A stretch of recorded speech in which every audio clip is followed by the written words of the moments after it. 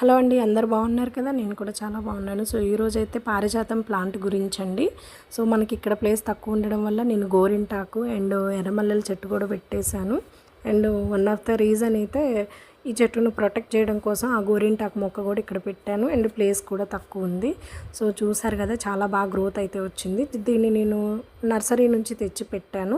చాలా బాగా వస్తుంది. ఇది మనకి ఈ ఫ్లవర్స్ మనం పూజలో ఎక్కువగా యూజ్ చేస్తాము. అండ్ ఈ ప్లాంట్ ఉన్న సరౌండింగ్స్ మొత్తం మంచి స్మెల్ వస్తుందండి. పువ్వులు అయితే చాలా బాగుంటాయి, చూడడానికి బాగుంటాయి, ప్లస్ స్మెల్ కూడా బాగుంటుంది. అండ్ ఈ చెట్టు ఇంట్లో ఉండడం కూడా చాలా మంచిది.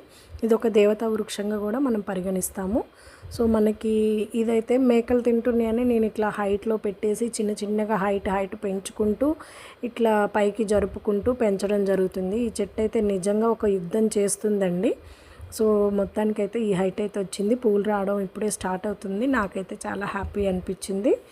సో ఈ చెట్టు ఇంట్లో ఉండడం కూడా మంచిది కాబట్టి అందరూ తప్పక పెంచుకోవాలని నేనైతే కోరుకుంటున్నా. సో నచ్చిన వాళ్ళైతే తప్పకుండా లైక్ చేసి సబ్స్క్రైబ్ చేసుకోవడం మాత్రం మర్చిపోకండి. Thank you.